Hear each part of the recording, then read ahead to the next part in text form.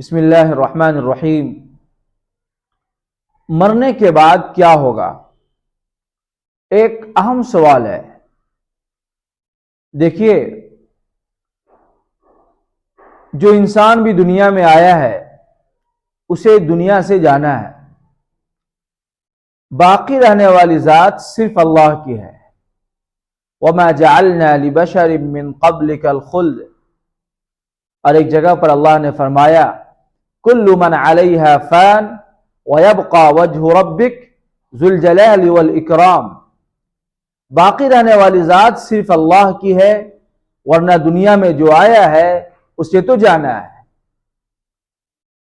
لیکن دنیا سے جانے کے بعد کیا ہوگا، یہ بڑا اہم سوال ہے۔ بسا اوقات لوگ سمجھتے ہیں کہ ہماری زندگی صرف دنیا ہی کی زندگی ہے، یہاں دنیا میں پیدا ہوئے، کھائے پیے اور پھر دنیا سے ایک وقت پر چلے جانا ہے۔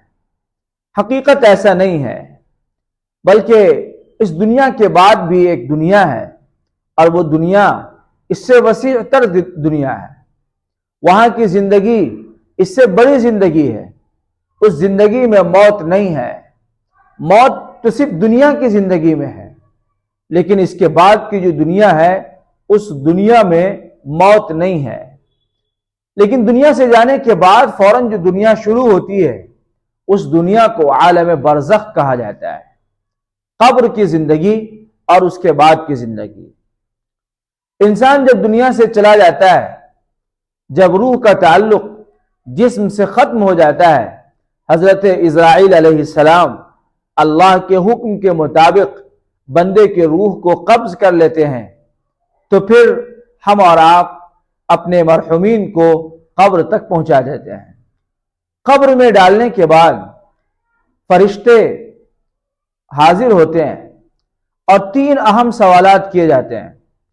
پہلا سوال یہ ہوتا ہے من ربک، تمہارا رب کون ہے؟ پیدا تمہیں کس نے کیا؟ پالنے والا کون تھا؟ روزی کون دیتا تھا؟ پالنہار کون ہے؟ اور دوسرا سوال ہوتا ہے من نبیک، جناب محمد الرسول اللہ صلی اللہ علیہ وسلم کی شخصیت کو آپ کے سامنے کیا جاتا ہے اور پوچھا جاتا ہے کہ آپ ان کو جانتے ہیں، یہ کون ہے؟ آدمی کے اندر اگر ایمان ہوتا ہے تو پھر وہ جواب دیتا ہے یہ ہمارے نبی جناب محمد الرسول اللہ صلی اللہ علیہ وسلم ہے۔ اور تیسرا سوال ما دینک، تمہارا دین کیا ہے؟ دین طریقہ زندگی کا نام ہے۔ دین، مذہب، اسلام، یہ ایک طریقہ زندگی کا نام ہے۔ اس لیے جب یہ سوال ہوگا کہ تمہارا دین کیا ہے، تو اس کا صحیح جواب گویا فرشتہ طریقہ زندگی کے بارے میں پوچھنا چاہ رہا ہے کہ تمہارا طریقہ زندگی کیا تھا، کس اصول اور کس دستور پر تم زندگی گزار رہے تھے؟ کیا وہ طریقہ جو جناب محمد رسول اللہ صلی اللہ علیہ وسلم نے دیا تھا، یا وہ طریقہ جو آپ نے اپنے من کے مطابق گر رکھا تھا؟ یہ تین اہم سوالات ہوتے ہیں۔ ان سوالوں کے جوابات اگر صحیح مل گئے تو پھر آپ سمجھیے کہ اس کے بعد کی جو زندگی ہوگی وہ بہت عیش و آرام کی ہوگی انشاءاللہ۔ لیکن اگر یہ سوال کا جواب صحیح نہیں مل سکا تو پھر اللہ ہی حفاظت فرمائے۔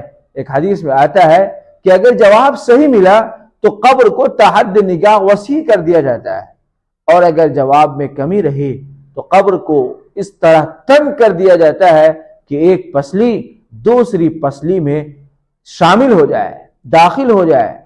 اور دوسرے لفظوں میں یہ کہا جائے کہ اللہ کے رسول صلی اللہ علیہ وسلم نے فرمایا القبر اما روضۃ من ریاض الجنہ و اما حفرۃ من حفر النار، کہ قبر جنت کے گڑھوں میں باغیچہ میں سے ایک باغیچہ یا جہنم کے گڑھوں میں سے ایک گڑھا ہوگا۔ اللہ ہم سب کے قبر کو جنت کا باغیچہ اور جنت کی کیاری بنا دے، آمین۔